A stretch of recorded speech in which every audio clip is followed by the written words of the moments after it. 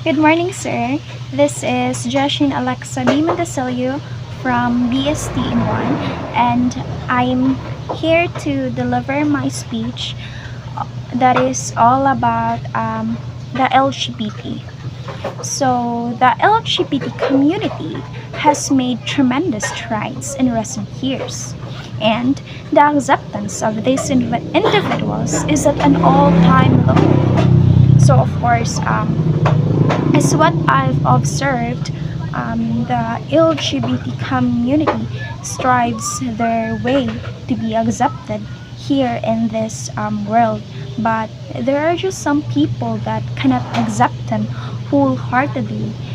They some sort of i-bash nila and ilahang i-degrade like kanang they're just homophobic people.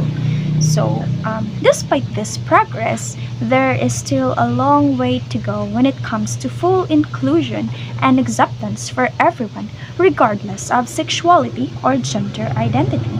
And yes, that's true.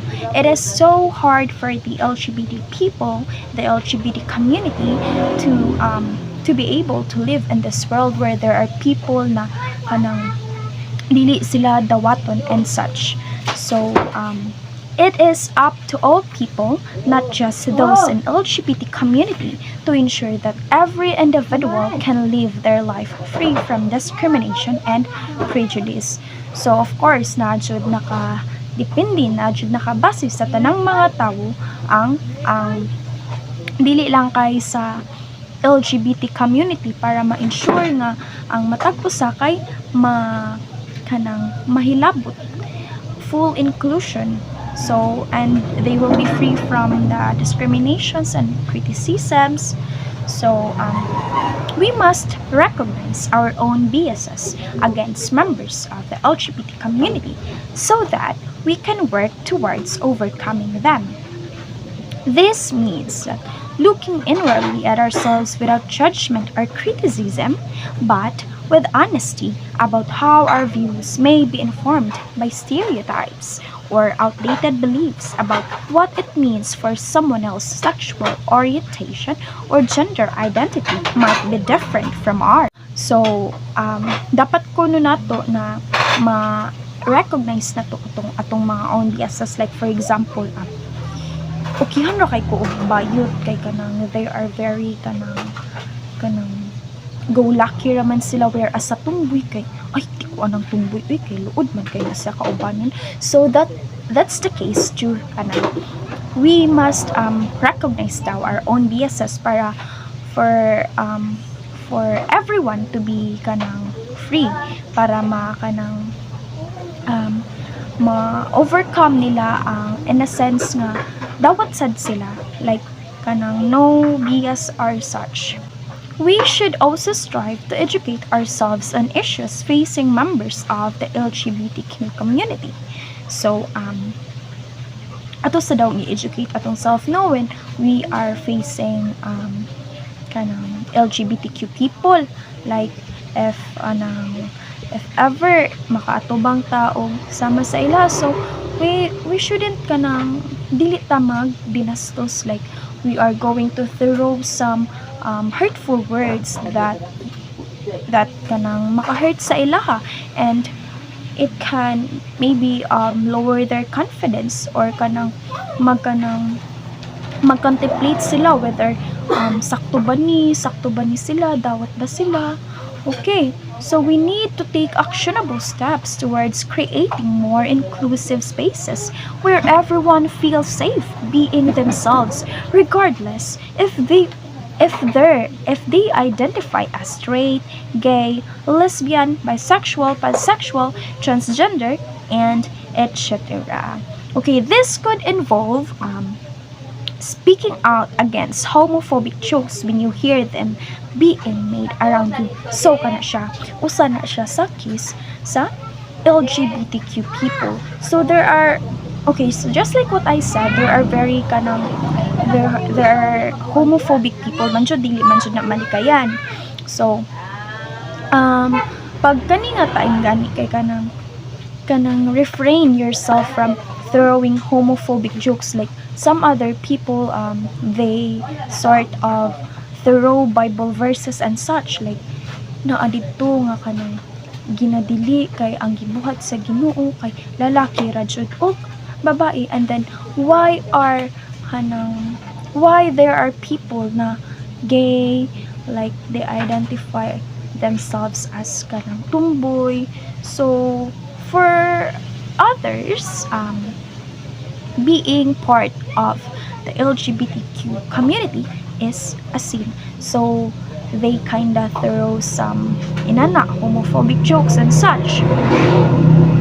So simply using language correctly when referring to any person pertaining only into one specific category instead of generalizing terms such as gay or transgender for entire communities would make a huge difference too.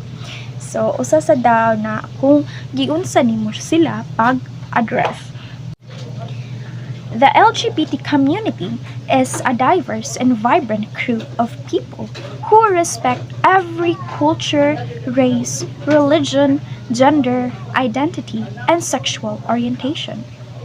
Throughout history, they have faced discrimination and marginalization due to their unique identities.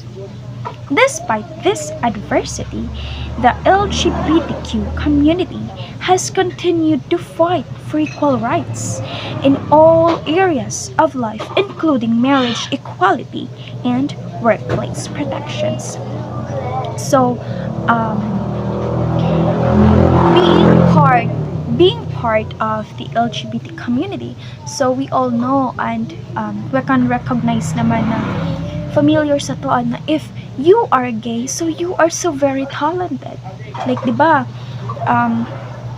Lots of gays made their way throughout the world. Like, they have lots of achievements because they are so talented. Like, sa makeup artist, like, di ba? Mostly man jud mahibaluan na to na ang bayot kay they are so good in doing makeup. And other than that, they are also good in aspects where sa dancing, like, di ba, most pud na to makuan na choreographer kay mga bayot and like that. So they are very talented persons. So LGBT individuals are an important part of our society as they bring with them invaluable perspectives that can help shape our world for the better. Okay, so have you ever met someone part of the LGBT community who has a very wide perspectives of the world and some sort of they have very great perceptions, like kanang naa sila'y paniniwala nga kanang that can, you can say na that can make the world for the better and it will be a better place to live in. And so they also provide much needed support networks within families, schools, workplaces, and communities, which helps foster acceptance amongst those who may not understand or agree with different lifestyles or orientations.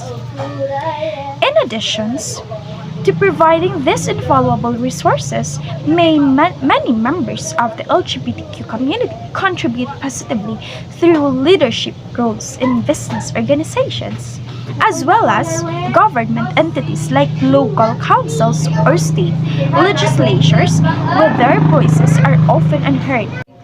It is vital sa daayno nga ma-recognize nato ang diversity from all the members of the LGBTQ community backgrounds. So that kanang everyone bitaw, like dili sila makaingon na kanang na left out sila sa world. Like they feel that they belong, that they also belong in this world. Like they are part of the living human in the world. So doing so will ensure greater understanding between us all while celebrating each other's individuality. So that's very great, no? Whereas kanang ma-recognize nimo ang kalain-lainan ninyo, but all of you are it was like hugpong sa nagkalain-lain nga individuals. Okay, so we must continue to work together towards creating a more inclusive society where everyone is accepted without judgment, no matter what background they come from. After all, it takes strength when you stand out rather than fitting into societal norms. Okay, so all of us strives to be accepted, gid no, like kanang natay part sa atong life nga kanang ganahan ta nga mabilong tanganing ingani. So that was also what they are aiming to, like full inclusion for them, for people like them. I mean, they are also humans, but why does other people deprive them from being acknowledged, from being included, diba? So finally, acceptance encourages diversity within our communities by showing respects towards those who may not conform traditional gender roles or expectations associated with heterosexual relationships. So acceptance encourages diversity within our communities by showing respect towards those who may not conform traditional gender roles or expectations associated with heterosexual relationships, thus promoting understanding between different groups while also helping break down stereotypes that exist about same-sex couples or relationships. So this can result into a greater appreciation for difference among us, which contributes positively toward creating a more open-minded society overall. So ang pag-embrace nimo sa every different parts of individuals, kay ang pag-recognize nimo nga lahi siya but still acknowledge, but still accepting that, it will lead to a greater positive results that may result also nga kanang munindot sad ang mamaayo sad ang society nga gipuy-an. Okay, so finally, let us remember that each one of us have responsibility to create a world where no matter who you are or where you came from or unsa pa man na imong background, so you won't have to worry about anything else except living a happy life. So that is so fulfilling, no, when like you are accepted, like kanang you feel like you are not an outcast within the society, diba? It would feel so great and it would feel so maibanan. So your heavy heart, maibanan ang imong heavy heart nga like dawat ka sa mga tao, like you are accepted for who you are and where you came from. Okay, so let's celebrate diversity together while working hard to ensure equal opportunity to respect all individuals. Okay, so I don't understand this part, whereas we are all humans. So we are all humans living in this world.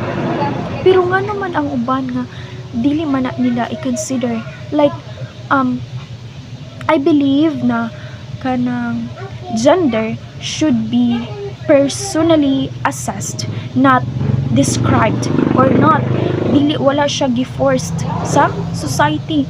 So you have the right to express, the freedom of expression, like this is me, this is who I am, and accept me. Okay, so everyone deserves to be treated equally. So, okay, diri na ni sulod ang gender equality. So, regardless of their sexual orientation or gender identity, as well as have access to equal rights under the law.